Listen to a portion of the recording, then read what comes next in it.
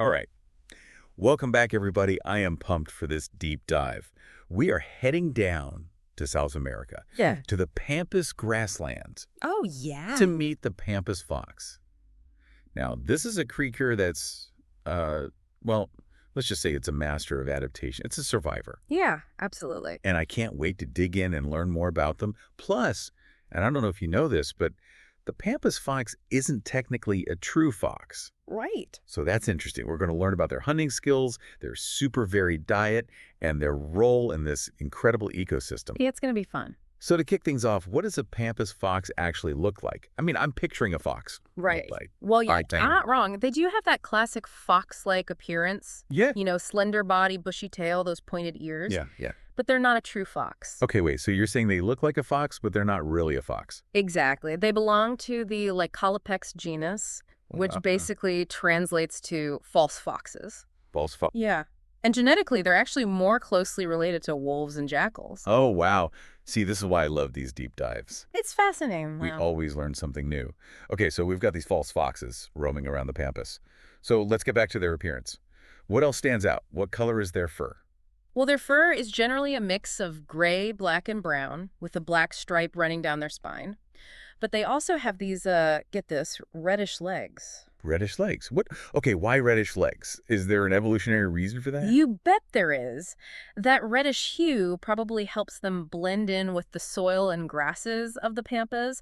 It's all about camouflage, blending into their surroundings. Yeah. Helps them stalk prey Oh. and avoid those bigger predators. Yeah. It's like they're wearing camouflage pants. Exactly. It's like nature's own camo gear. So cool. Now, I've heard that Pampas foxes have an incredible sense of smell. Oh, absolutely. Their sense of smell is like one of their most important tools. Oh, yeah. Yeah. They use it for everything. I mean, Um, think about it. They're hunting in tall grass. Right. They've got to be able to sniff out those little rodents and things. It's crucial for their survival. That makes total sense. So speaking of hunting, what exactly do these guys eat? I know you said they have a varied diet, but like, what's on the menu for a Pampas fox? Well, they're actually opportunistic omnivores, so that means they'll eat pretty much anything they can get their paws on. Oh, wow. Really? Yeah.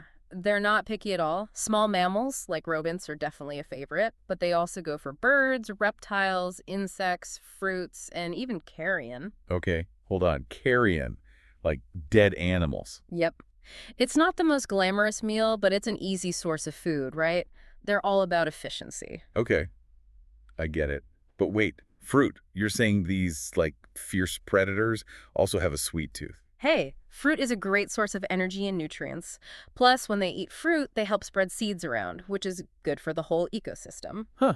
So they're like accidental gardeners. Pretty much. They're playing a vital role in their environment, even when they're just snacking. Wow. Every creature has its place, huh? So we know they're active hunters. But are they out there doing this in broad daylight? Or are they more like night owls? They're definitely more nocturnal. They're most active at night and sometimes during the early morning or late afternoon. Okay, but why?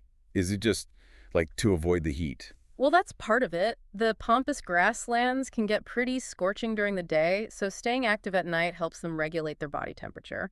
Plus, it helps them avoid certain predators that are active during the day.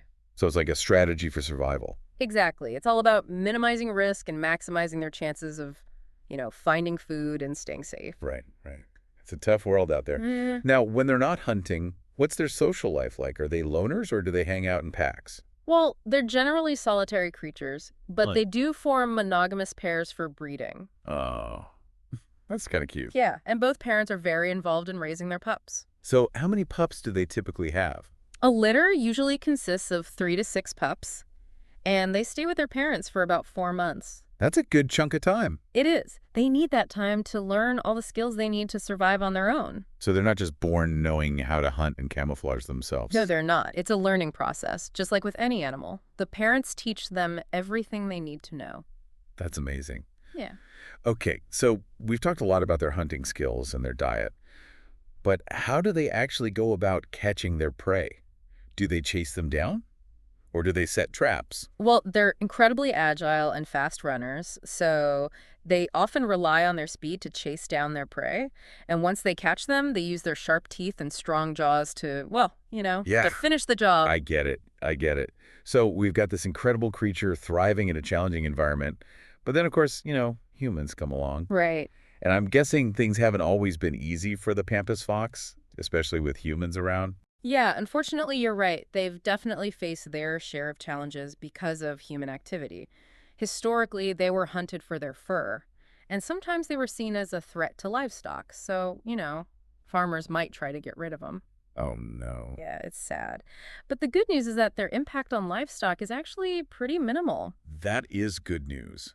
And even better news is that they're currently classified as least concern by the IUCN, Yeah. which means they're not currently considered to be at risk of extinction. Right. But that doesn't mean they're completely out of the woods. I mean, there are still threats out there. Like what? Well, habitat destruction is a big one. As humans continue to expand agricultural land and build roads, the Pampas fox is losing its natural habitat. Right, right. And then there are road accidents. They sometimes get hit by cars. And unfortunately, illegal hunting still happens in some areas. It's a good reminder that even though they're not considered endangered right now, we still need to be mindful of how our actions impact them. Yeah. It's a shared responsibility. Right. We all have a role to play in protecting these amazing creatures. Absolutely. I mean, think about it. The Pampas fox is a vital part of its ecosystem. Yeah. And we need healthy ecosystems for the planet to thrive.